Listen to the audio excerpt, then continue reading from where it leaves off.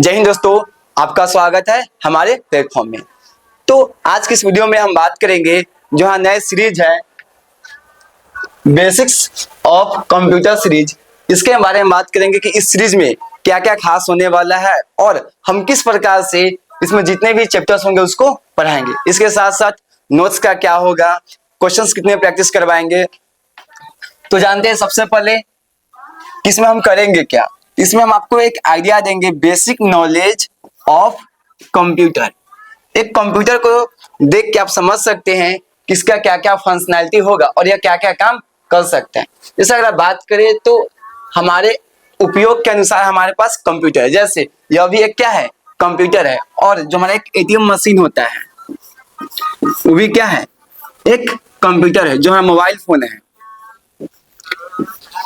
वो भी क्या है, एक कंप्यूटर है। जो हमारा कैलकुलेटर होता है वो भी क्या है, एक कंप्यूटर है। जो हमारा ट्रैफिक लाइट होता है वो भी क्या है, एक कंप्यूटर है। लेकिन हर कंप्यूटर का अलग अलग फंक्शनैलिटी होता है। तो अगर आप देखिएगा कि ट्रैफिक लाइट हो तो आप समझ जाइएगा कि इसमें काम कैसे हो रहा होगा। इतना आइडिया आपको मिल जाएगा। हाँ, आप यहाँ पे कोई सॉफ्टवेयर इंजीनियर नहीं बन पाइएगा, लेकिन बेसिक आइडिया जो है आपको मिल जाएगा। किसी भी डिवाइस को देख के आप बता सकते हैं कि यह कैसे काम कर रहा होगा। तो आपको हम बेसिक नॉलेज बता देंगे कंप्यूटर के बारे में। अगर हम बात करें ड्यूरेशन की तो इसका ड्यूरेशन होगा 40 से 45 दिन। कुछ ऐसे भी हमारे पास टॉपिक्स होंगे जिसमें 4 दिन लग सकते हैं। जैसे एक टॉपिक हमारा है सीपीयू। अगर आप बचपन में जानते हो तो बोलते हैं कि ब्रेन जो है, सीपीयू को हम बोलते हैं कंप्यूटर का ब्रेन। तो इसको समझने आपको 3 से 4 दिन लग जाएंगे। उसके बाद हम बात करें कि आईओ। आईओ का मतलब होता है इनपुट आउटपुट डिवाइस। तो इसमें आपको ज्यादा जानने की आवश्यकता नहीं होगी। आप जानते हैं कि हमारे पास कुछ ऐसे डिवाइस है जिससे हम कंप्यूटर को इनपुट देते हैं और कुछ ऐसे डिवाइस है जहां पे आउटपुट रिफ्लेक्ट होते हैं, जहां पे आउटपुट दिखाई देते हैं। जैसे स्पीकर हो गया, आपका कैमरा हो गया, ये सब क्या है, इनपुट आउटपुट डिवाइसेस है। अगर बात करें कि इस सीरीज को देखने के लिए क्या आपको किसी प्रकार का नॉलेज चाहिए, तो बिल्कुल नहीं। आपके पास आवश्यकता नहीं है कि किसी प्रकार के आपके पास जो प्रायर नॉलेज है वो हो, लेकिन कम से कम अगर एक बेसिक क्वालिफिकेशन की बात करें तो आप 8वीं पास कर ले रहे हैं। उसके साथ साथ आपका समझने का जो माइंड है वो होना चाहिए, आप किसी चीज को समझ सके। और बेसिक आपको इंग्लिश आना चाहिए, क्योंकि हम कंप्यूटर को हिंदी में नहीं लिख सकते हैं। कंप्यूटर को हम कंप्यूटर है क्योंकि इसको बोलचाल में कंप्यूटर ही यूज करते हैं। ऐसे इसका हिंदी की बात करें तो आई थिंक संगणक होता है, लेकिन हम उसकी बात नहीं करेंगे। हम वहां पे कंप्यूटर लिखेंगे, फिर सीपीयू लिखेंगे, एटीएम लिखेंगे। तो बेसिक बेसिक जो इंग्लिश का आइडिया आपको होना चाहिए, इसके अलावा कोई नॉलेज नहीं चाहिए आपको।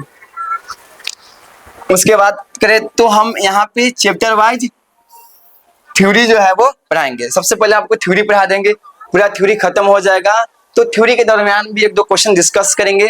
जैसे ही हमारा थ्योरी पोर्शन खत्म हो जाएगा हम उसके 20 से 25 क्वेश्चन करेंगे। तो नेक्स्ट है यहाँ पे चैप्टर वाइज क्वेश्चन। जैसे हमने सीपीयू पढ़ लिया तो सीपीयू से अच्छे से 20 से 25 क्वेश्चन हम क्या करेंगे, क्लास में डिस्कस करेंगे। इससे क्या होगा कि जो हमने पढ़ा है उसका रिवीजन हो जाएगा और साथ में क्वेश्चन के माध्यम से आप यह जान पाइएगा कि सीपीयू एक्चुअल में क्या क्या काम करता है, इसकी क्या क्या फंक्शनैलिटी होती है। उसके बाद है प्रिसाइज नोट्स। कोशिश करेंगे कि आप इसी पीपीटी के माध्यम से आप खुद का नोट्स बना सके और जो आपका नोट्स होना चाहिए बहुत ही प्रिसाइज होना चाहिए। आप ये नहीं कि एकदम बहुत ज्यादा लिख रहे हैं, आप अपने माध्यम से लिखे ताकि आप चीजों को अच्छे से समझ सके और खुद का नोट्स जो होता है वो ज्यादा बेटर होता है। फिर भी हम कोशिश करेंगे कि आपको एक पीडीएफ हम प्रोवाइड कर सके जहां पे इन सभी चीजों का एक प्रिसाइज नोट्स होगा। वो दोनों भाषा में हो सकता है, हिंदी में भी और इंग्लिश में भी। हिंदी में भी होगा तो भी जो टर्म्स यूज होगा वो कहने के आपको इंग्लिश का ही टर्म यूज किया जाएगा।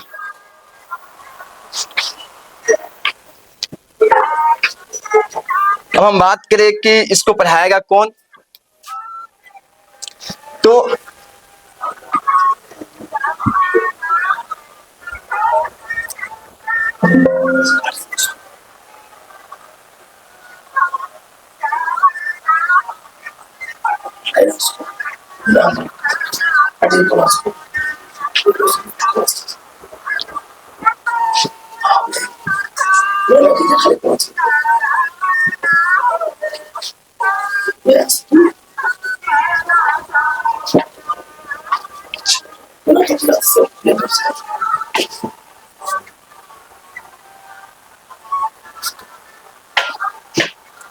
तो ये जो सारे जो पढ़ाएंगे वो हम पढ़ाएंगे। और अगर हम बात करें अपनी क्वालिफिकेशन की, तो अगर हम आपको अच्छे से समझा पाते हैं तो ये मेरी क्वालिफिकेशन होगी कि हम आपको अच्छे से समझा पा रहे हैं। तो अगर हम अपनी बात करें तो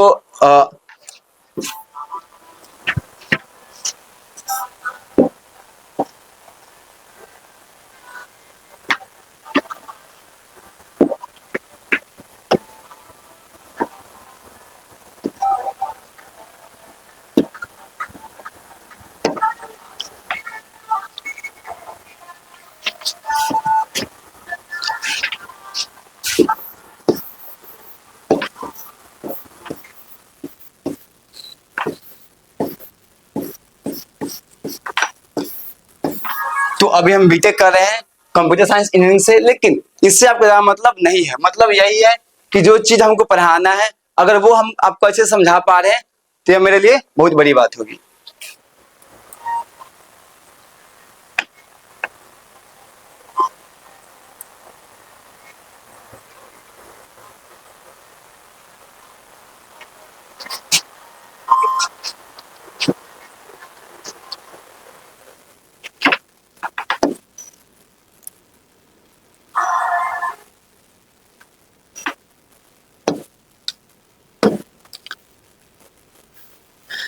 अब हम बात करते हैं थोड़ा सा सिलेबस को। तो ये जो है मेनली आपको 14 जो चैप्टर दिखाई दे रहे हैं, पूरा इसमें पूरे जो आपके बेसिक ऑफ जो कंप्यूटर साइंस है वो पूरे इसमें कवर हो जाएंगे।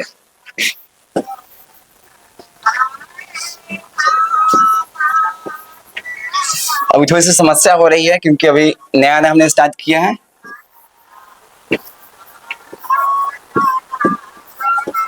बेसिक्स ऑफ जो कंप्यूटर है वो सारे जो कॉन्सेप्ट होंगे वो इन सारे चैप्टर को पढ़ने के बाद आपको सारे क्लियर हो जाएंगे। तो सबसे पहले हम पढ़ेंगे इंट्रोडक्शन टू कंप्यूटर। इसमें हम जानेंगे कि जो कंप्यूटर जो है वो क्या काम करता है, जो कंप्यूटर जो वर्ड है वो कहाँ से लिया गया है। तो एक लैटिन वर्ड है जो कंप्यूटर से मिलके बना हुआ है।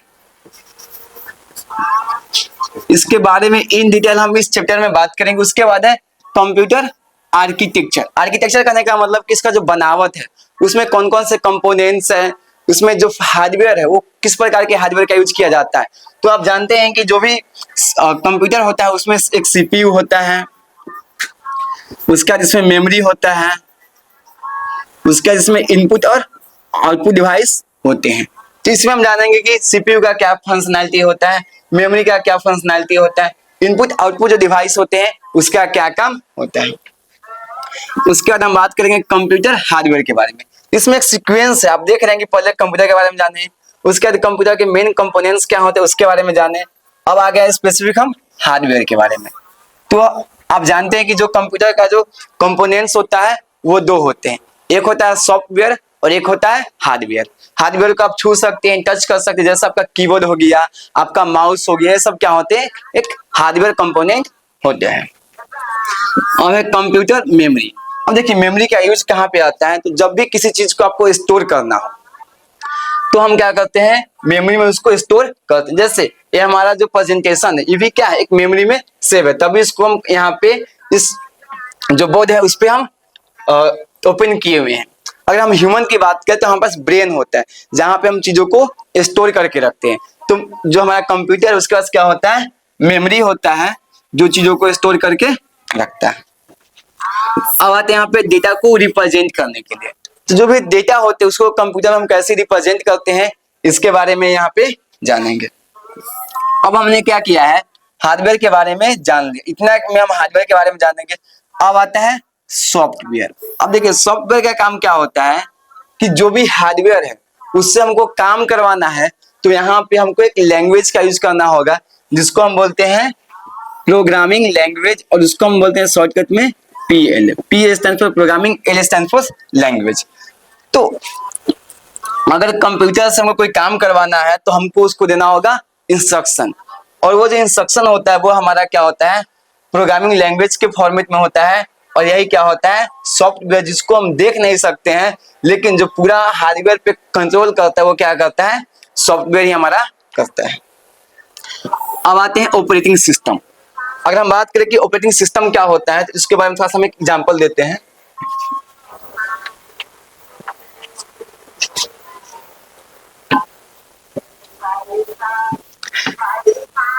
जैसे अगर बात करें कि हमारे पास कुछ घर पे सामान आया, कुछ खाने का सामान आया, मान लेते हैं अभी आम का मौसम है तो 20 आम आया और हमारे फैमिली में 5 मेंबर हैं। तो अगर यहाँ पे कोई ऐसा इंसान नहीं होगा जो सबको समान रूप से डिस्ट्रीब्यूट करे तो क्या होगा, कोई आम ज्यादा खा लेगा, कोई आम कम खा लेगा। मतलब एक यहाँ पे कोई आदमी चाहिए जो मैनेजमेंट का काम करे। तो यहाँ पे क्या होता है कि जो ऑपरेटिंग सिस्टम होता है वो भी क्या करता है, मैनेजमेंट का काम करता है। अब किस प्रकार का मैनेजमेंट, तो यहाँ पे क्या करता है, प्रोसेस का मैनेजमेंट करता है। प्रोसेस को मैनेज किया, मेमोरी को मैनेज किया, इस प्रकार से जो मैनेजमेंट का काम होता है वो सब कौन करता है, हमारा ऑपरेटिंग सिस्टम। और इसी की वजह से जो हमारा सिस्टम होता है वो बहुत ही इफिशिएंट और बहुत ही अच्छे से काम कर पाता है। अगर हमारे मोबाइल में या हमारे जो कंप्यूटर है उसमें अगर ऑपरेटिंग सिस्टम को हटा दिया जाए तो हमारा जो सिस्टम है वो सिस्टमेटिक काम नहीं कर पाएगा। अब आते हैं प्रोग्रामिंग कॉन्सेप्ट के बारे में। देखिए प्रोग्रामिंग लैंग्वेज का जो बेसिक होता है वो ऑलमोस्ट सेम होता है बाकी जितने भी लैंग्वेज होते हैं। जैसे अगर हम बात करें पाइथन, सी, सी प्लस प्लस, जावा, ये सब प्रोग्रामिंग लैंग्वेज है और सबका काम जो थोड़ा सा अलग है लेकिन कुछ ऐसे कॉन्सेप्ट होते हैं जो सब में समान होते हैं। तो बेसिक कॉन्सेप्ट के बारे में हम बात करेंगे जो हर लैंग्वेज के बारे में, बहुत सारे लैंग्वेज के अलावा ये बहुत सारे लैंग्वेज हैं, वो सब में पे सेम अप्लाई हो। उसके बाद जिसको आगे चल के अगर कोई प्रोग्रामिंग लैंग्वेज पढ़ना हो तो वो आगे जाके पढ़ सकते हैं। मतलब हम यहाँ पे किसी एक प्रोग्रामिंग लैंग्वेज के बारे में बात नहीं करेंगे, एक बेसिक आइडिया, एक ओवरव्यू देंगे कि एक प्रोग्रामिंग लैंग्वेज से आप क्या क्या कर सकते हैं और क्या एक पार्ट होगा उसको सीखने का। अब हम बात करेंगे माइक्रोसॉफ्ट विंडोज की। तो हमने यहाँ पे पढ़ लिया ऑपरेटिंग सिस्टम के बारे में आइडिया ले लेंगे। अब विभिन्न प्रकार के क्या होते हैं, ऑपरेटिंग सिस्टम होते हैं। जैसे अगर हम बात करें मोबाइल में, तो जो मोबाइल हम यूज करते हैं वो मेनली क्या होता है, जो मैक्सिमम लोग यूज करते हैं वो होता है एंड्रॉइड हो सकता है। पहले आपको जावा फोन भी मिलता था जिसका ऑपरेटिंग सिस्टम जावा होता था। आपको iOS मिल सकते हैं। उसके बाद अगर हम बात करें लैपटॉप की तो आपको विंडोज दिखेगा, मैक दिखेंगे, मैकबुक जो होता है सो आईफोन वाले। उसके बाद आपको लिखेंगे लिनक्स दिखेगा, यूनिक्स दिखेगा। ये सब क्या होते हैं, विभिन्न प्रकार के ऑपरेटिंग सिस्टम होते हैं। अगर हम मोबाइल की बात करें तो मोबाइल में मैक्सिमम हम लोग ये यूज करते हैं और अगर बात करें लैपटॉप की तो उसमें हम लोग विंडोज का यूज करते हैं। उसके बाद हम बात करेंगे माइक्रोसॉफ्ट ऑफिस के बारे में। ये जो टूल्स होते हैं जिसका हम लोग विभिन्न प्रकार के कार्य में यूज करते हैं। उसके बाद आता है डेटाबेस कंसेप्ट। अब देखिए हमारे पास क्या होता है कि बहुत सारा डेटा है, अब उस डेटा को कैसे हम अरेंज करें ताकि उसको एक्सेस करना काफी ज्यादा क्या हो, इजी हो। जैसे आप देखते हैं कि एक लाइब्रेरी है, तो एक लाइब्रेरी में जो बुक को अरेंज किया जाता है वो सीक्वेंस वाइज या फिर ब्रांच वाइज किया जाता है। जैसे यहाँ पे मैथ्स का बुक होगा, कहीं पे साइंस का बुक होगा, इस तरह से क्या करते हैं उसको हम डिवाइड करते हैं, उसको हम एक सीक्वेंस में रखते हैं। सेम प्रकार की क्या होता है कि जो भी हमारे पास इतने सारे डाटा है, आप सोचिए गूगल के पास कितना ज्यादा डेटा होगा, हर एक का अकाउंट लगभग गूगल में होगा, फेसबुक अकाउंट होगा, फेसबुक तो मेटा का है, गूगल में आपका ईमेल आईडी होगा, यूट्यूब अकाउंट होगा। तो इतने सारे डेटा को कैसे मैनेज करता है, तो थोड़ा सा हम उसके बारे में जानेंगे। इसमें सबसे पहले हम जानेंगे कि एक डेटा और एक इंफॉर्मेशन में क्या अंतर होता है। हम लोग क्या करते हैं कि दोनों को इंटरचेंजेबली यूज कर देते हैं, मतलब कहीं पे हमको डेटा बोल दिए, कहीं पे हम इंफॉर्मेशन बोल दिए, लेकिन नहीं, दोनों में काफी ज्यादा अंतर होता है। डेटा एक वैसा होता है जो जिसपे कोई ऑपरेशन नहीं किया गया है, अब जब उसी डेटा पे प्रोसेसिंग हो जाता है, ऑपरेशन हो जाता है, तो वह बनता है इंफॉर्मेशन। अब हम बात करेंगे डाटा कम्युनिकेशन एंड नेटवर्किंग के बारे में, वहां पे हम बस टोपोलॉजी के बारे में बात करेंगे। इंटरनेट एंड इट्स सर्विस, अगर आप बात कीजिएगा कि किसी भी चीज को अगर हमको ब्राउजर पे एक्सेस करना होता है, सर्च करना होता है, तो हमारे पास दो आता है। एक आता है हमारे पास HTTP, इसको हम बोलते हैं हाइपर टेक्स्ट ट्रांसफर प्रोटोकॉल। यह क्या होता है, सिक्योर नहीं होता, लेकिन जैसे ही हम लगा देंगे HTTPS, तो यहाँ पे क्या होता है, ये सिक्योरिटी प्रोवाइड कराता है। इसके अलावा भी बहुत सारे यहाँ पे नेटवर्किंग से संबंधित चीजें होंगी जो चैप्टर में हम इन डिटेल बात करेंगे। अब आता है कंप्यूटर सिक्योरिटी के बारे में। आप जानते हैं कि जिस प्रकार से हमको कोई बीमारी होता है तो हम कहाँ जाते हैं, डॉक्टर के पास जाते हैं। सेम हमारे जो लैपटॉप है, हमारा जो कंप्यूटर है, उसमें भी कुछ प्रकार के वायरस आ जाते हैं। उसके लिए, उस वायरस को खत्म करने के लिए हम एंटीवायरस का यूज करते हैं। तो एक ब्रॉड अंडरस्टैंडिंग हो गया कि हम जो है पूरे इसमें क्या क्या पढ़ने वाले हैं। तो हमारे पास जो टोटल चैप्टर्स है वो कितने हैं, 14 चैप्टर्स हैं, और हमारे पास जो टाइम है वो कितने हैं, 40 to 45 डेज। मतलब आप रफली लगा सकते हैं कि लगभग एक चैप्टर पे 3 डेज तो है। और इजीली हम क्या करेंगे, 3 दिन में एक चैप्टर को खत्म कर लेंगे, क्योंकि हमको इसमें पूरा पीएचडी करना नहीं है, बस हमको अपने काम की चीजों को ही समझना है।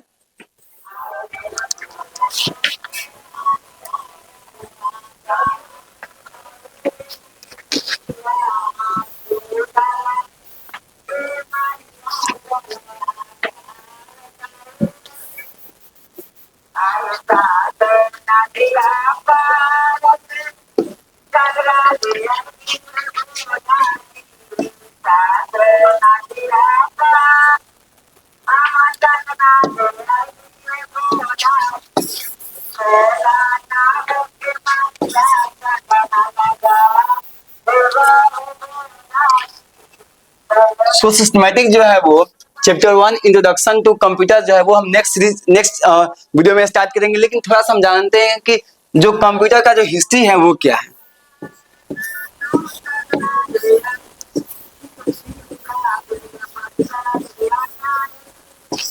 तो पहले हम जानते हैं कि हमको क्यों आवश्यकता लगा कि हमारे पास कुछ ऐसा डिवाइस होना चाहिए जो कुछ काम कर सके हमारी तरह, मतलब कि इंसान तरह काम कर सके। तो फर्स्ट हम जानेंगे रिक्वायरमेंट के बारे में।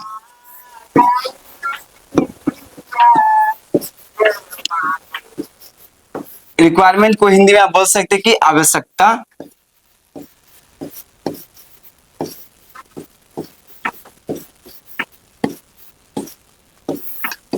तो मेनली जो शुरुआत में लगा साइंटिस्ट को कि हमको कुछ हमारे पास एक ऐसा डिवाइस होना चाहिए जो लगभग इंसान तरह काम कर सके, लेकिन वो एरर फ्री हो। क्योंकि हम क्या करते हैं कि अगर हम कोई काम कर रहे हैं तो उसमें एरर होने की संभावना होती है।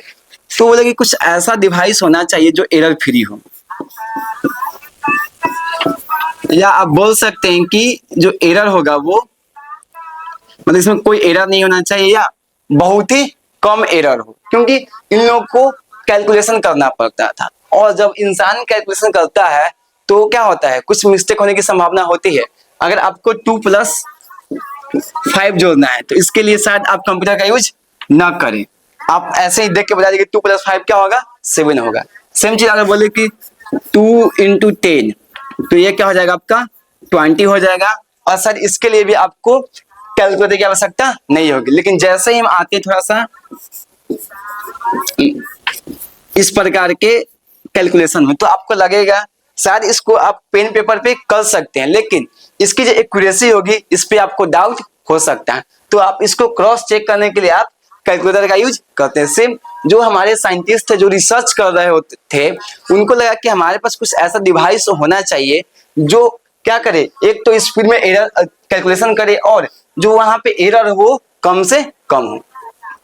तो उन्होंने सबसे पहले क्या किया, एक महिलाओं का, वुमेन, हम उसको बोलते हैं औरत, एक औरत के ग्रुप का जो है वो इस काम के लिए नियुक्त किया। मतलब क्या था, उस समय एक ग्रुप था महिलाओं का, औरत का, जिसका काम ही था कैलकुलेशन को करना। मतलब यहाँ पे साइंटिस्ट कोई रिसर्च कर रहे हैं और जो जिस प्रकार का उनको कैलकुलेशन करना है वो ये महिला जो थी, एक ग्रुप था वो करती थी, और इन्हीं ग्रुप की जो महिलाएं थी इनको बोला गया था कंप्यूटर।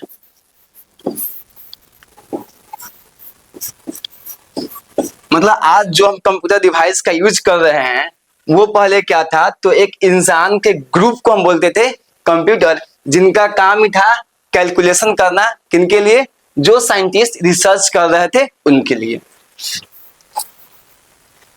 और अगर इस वर्ड की हम बात करें तो यह एक क्या है, एक लैटिन वर्ड है।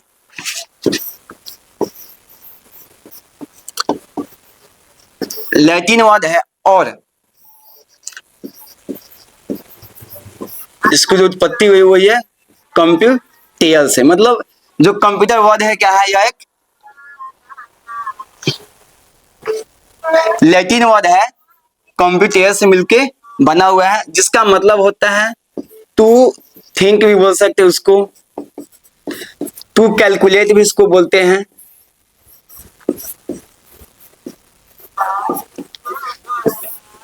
मतलब जो कंप्यूटर आज किया गया उसका जो अगर हिस्ट्री की बात करें तो ये आपकी थोड़ी सी हिस्ट्री है कि पहले इसकी रिक्वायरमेंट क्यों थी, तो कैलकुलेशन के लिए, कि हमारे पास कोई ऐसा डिवाइस होना चाहिए जो एरर फ्री कैलकुलेशन करे, मतलब जहां पे मिस्टेक जो है वो कम हो, और जो इजी कैलकुलेशन थे वहां पे इजी था। अगर आप बात कीजिए रिसर्च में, तो रिसर्च में आपको क्या होता है कि कैलकुलेशन को बहुत ही प्रिसाइजली डील करना पड़ता है।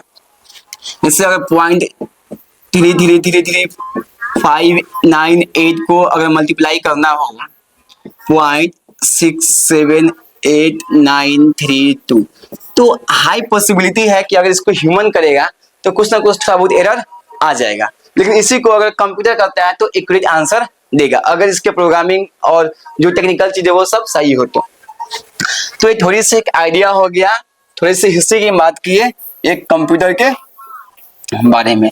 नेक्स्ट वीडियो से हम क्या करेंगे, जो हमारा चैप्टर 1 जो है इंट्रोडक्शन टू कंप्यूटर, उसको स्टार्ट करेंगे। और अगर आपको वीडियो अच्छा लगा हो तो आप अपने दोस्तों के साथ शेयर कर सकते हैं, और आपको लगता है कि हमारे वीडियोज में कुछ कमी है तो भी आप हमें सजेस्ट कर सकते हैं कि इस प्रकार की कमी, हम कोशिश करेंगे कि जो हमें कमी है उन चीजों को दूर करें। और अभी अगर बात की जाएगा तो इस बोध को समझने में 1-2 दिन समय लगेगा, उसके बाद जो सारी समस्या है वो भी खत्म हो जाएंगी। तो आज के लिए इतना ही, तब तक के लिए स्टे मोटिवेटेड, कीप लर्निंग। जय हिंद।